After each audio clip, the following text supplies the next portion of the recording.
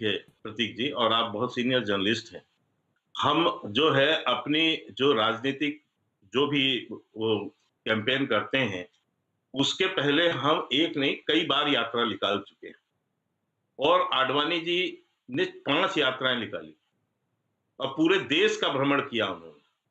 2 यात्रा का मैं स्वयं साक्षी हूँ। 2000 उदय आ भारत रहा का हूं मैं। रिजू और यू हैव टू वेट।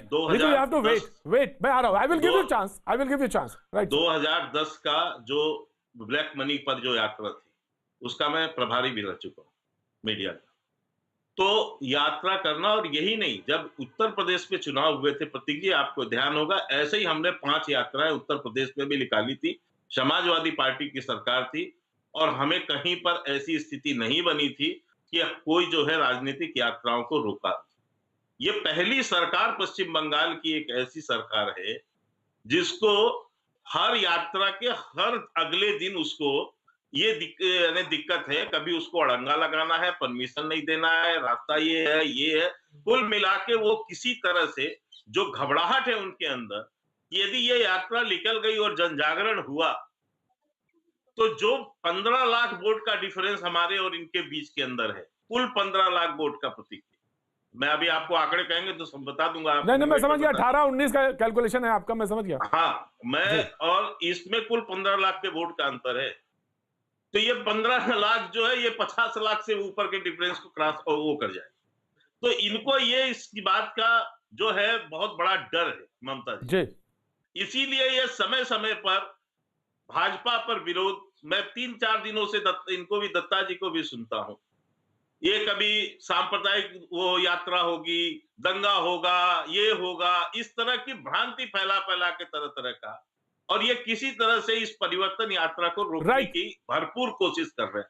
लेकिन मैं आपको ये बता दूं, एक बात कह के समाप्त करता हूं कि याद रखिए, तृणमूल कांग्रेस के मेरे मित्र और ममता जी को इस चैनल के माध्यम से बता देता हूं, ये वो भारतीय जनता पार्टी है, और आज जो भारतीय जनता पार्टी का नेतृत्व है देश में, वो नेतृत्व है जो आपातकाल के जुर्म से भी लड़के निकला है। उस समय ममता बनर्जी उस कांग्रेस पार्टी की सदस्य होती थी जो देश में जिसने आपातकाल लगाया, और हम वो नेता, आज वो पीढ़ी हमारी भारतीय जनता पार्टी की है जिन्होंने 17 महीने इस आपातकाल की लड़ाई को लड़के इस देश के अंदर से तानाशाह को समाप्त किया, आपातकाल को समाप्त किया और देश में फिर से लोकतंत्र। राइट डॉक्टर साहब, राइट जी।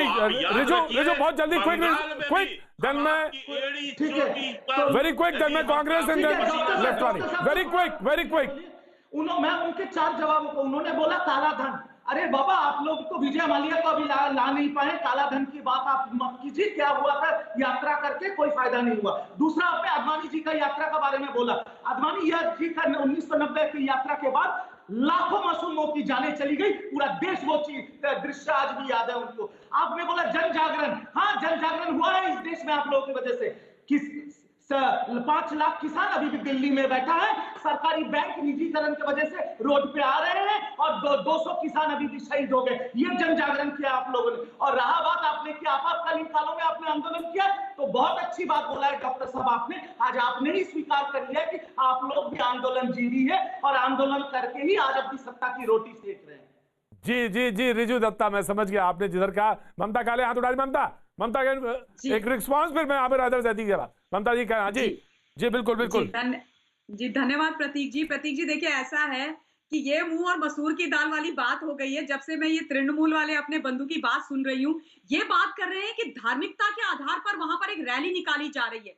आज ये रैली इनको कांग्रेस, भारतीय जनता पार्टी की धार्मिक लग रही है। तो आदरणीय जेपी नड्डा जी जब वहां पर अपने रैली करने गए थे, अपने लोगों को मिलने गए थे, जब अटैक हुआ था उन पर, तब तो कोई धार्मिक रैली नहीं थी। अगर वो धार्मिक है जिसकी ये बात कर रहे हैं परिवर्तन रैली की बात के लिए, तब उन पर क्यों अटैक हो जाता है? इतने सारे भाजपा के जो कार्यकर्ता मारे जाते हैं, क्या सारे के सारे धर्म के आधार पर इन्होंने मारे हैं क्या? वहां पर जिस तरीके का विभाजन पिछले 5 साल में ममता दीदी ने करा है, क्या वो धर्म के आधार पर नहीं था? इस बात का ये जवाब देंगे। पूरे समय 5 साल जिस प्रकार का व्यवहार दुर्गा पंडालों के साथ हुआ, वो ममता दीदी ने क्यों किया? जरा उस पर भी प्रकाश डाल दें। क्यों रोहिंग्याओं को बसाया और उनका महिमा मंडन किया? अभी इन्होंने बोला है कि राजनीतिक कुछ हत्याओं की कुछ बात कर रहे थे। ये मैं भाई साहब आपको बता देना चाहती हूँ, ये मेरा डेटा नहीं है, एनसीआरबी का डेटा है, चेक कीजिए। आज हिंदुस्तान के अंदर सबसे ज्यादा राजनीतिक हत्याएं अगर किसी प्रदेश में हो रही हैं तो वो आपका और मेरा प्रदेश